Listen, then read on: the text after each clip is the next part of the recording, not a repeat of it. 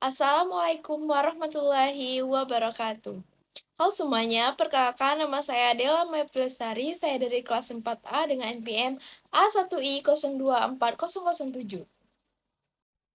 Di sini saya akan menjelaskan materi tentang model belajar blended learning untuk tugas mata kuliah model pembelajaran inovatif. Nah, blended learning itu adalah pendekatan pembelajaran yang mengkombinasikan metode tatap muka konvensional di kelas dengan pembelajaran berbasis online. Nah, tujuannya itu untuk mengambil sisi terbaik dari kedua metode tersebut untuk menciptakan pengalaman belajar yang lebih fleksibel dan mandiri. Ada beberapa model blended learning yang umum diterapkan. Yang pertama itu ada model rotasi. Di dalam model ini, siswa berpindah-pindah dalam jadwal yang tetap antara aktivitas belajar, daring, dan luring. Nah, model rotasi itu sendiri dibagi menjadi tiga. Yang pertama, Sachin Rotation, di mana siswa berputar di dalam satu ruang kelas melalui beberapa pos, di mana salah satunya adalah pos pembelajaran daring. Yang kedua itu adalah Loop Rotation. Di sini mirip dengan rotasi stasiun, namun pembelajaran daring dilakukan di laboratorium komputer khusus. Yang ketiga itu ada Flipped Classroom, di mana siswa pelajari materi baru di rumah melalui video atau modul daring. Sementara waktu di kelas digunakan untuk diskusi dan kerja kelompok. Nah, selanjutnya yang kedua itu ada model Plex. Nah, sesuai namanya, model ini memberikan fleksibilitas yang tinggi. Sebagian besar materi disampaikan secara daring, namun guru tetap hadir di kelas untuk memberikan bimbingan secara personal. Nah, diskusi kelompok kecil atau bantuan jika siswa mengalami kesulitan. Nah, di sini siswa dapat belajar sesuai dengan kecepatan mereka masing-masing. Dan yang ketiga itu ada model à la carte, di mana siswa mengambil satu atau lebih kursus secara daring sepenuhnya sebagai tambahan dari kursus tatap muka mereka. Model ini sangat efektif bagi sekolah yang ingin menawarkan mata pelajaran pilihan yang tidak tersedia secara fisik di sekolah tersebut. Nah, dan yang keempat ada model encrypted virtual, di mana sebagian besar pembelajaran dilakukan dari jarak jauh secara daring. Siswa jarang datang ke sekolah, melainkan hanya diwajibkan hadir pada waktu-waktu tertentu untuk sesi tatap muka atau konsultasi langsung dengan pengajar. Untuk menjalankan model ini secara efektif, terdapat tiga komponen penting yang harus saling mendukung. Yang pertama, ada face-to-face instructor, di mana kehadiran pengajar secara fisik untuk interaksi sosial dan bimbingan secara langsung. Yang kedua, ada online learning. Disediakan platform atau materi digital yang dapat diakses kapan saja untuk memperdalam pemahaman. Nah, kalau sekarang itu seperti classroom. Dan yang ketiga, ada struktur independent study, di mana diberikan kesempatan bagi siswa untuk mengatur waktu belajar dan mengeksplorasi materi secara mandiri. Selanjutnya, ada langkah-langkah atau sintaks pembelajaran blended learning.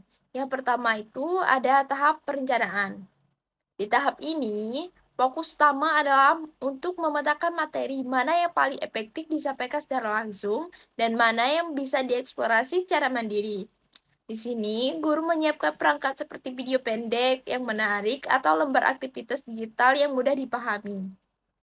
Yang kedua, ada tatap muka. Di tahap ini menjadi momen krusial untuk membangun ikatan emosional. Fokusnya adalah aktivitas fisik yang melatih motorik dan sosial seperti bermain peran, proyek kelompok kecil, atau eksperimen sains sederhana yang memerlukan bimbingan langsung. Yang ketiga itu ada daring atau online distance learning. Nah, kegiatan di rumah sebaiknya dirancang agar tidak membebani, misalnya menonton video cerita atau melakukan pengamatan sederhana di lingkungan rumah.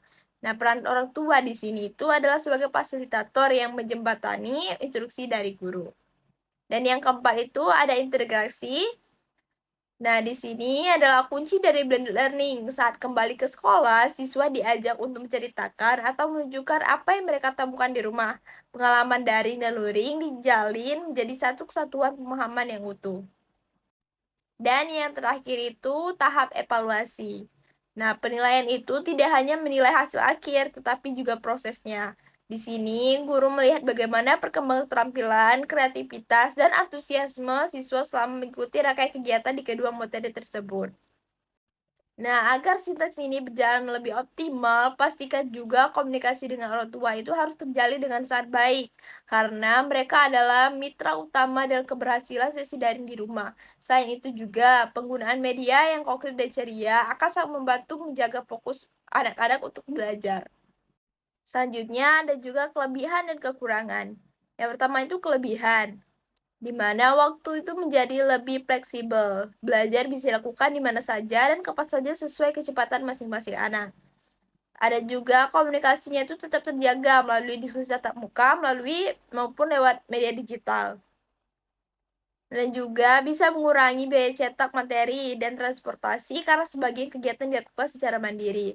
Serta bisa membiasakan penggunaan teknologi secara positif dan bertanggung jawab sejak dini.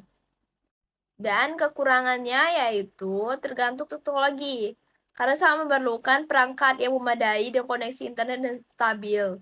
Juga butuh disiplin tinggi karena tanpa pengawasan langsung ada risiko tugas tertunda atau fokus teralihkan. Juga beban persiapan bagi guru karena perlu energi ekstra untuk menyiapkan materi dalam dua format yang berbeda, ada luring dan daring. Dan juga ada bisa mengakibatkan kurang fokus, karena tanpa arahan yang jelas, siswa itu bisa merasa bingung saat berpindah antara aktivitas di rumah dan di kelas. Itulah yang dapat saya sampaikan, lebih dan kurang saya mohon maaf. Wassalamualaikum warahmatullahi wabarakatuh.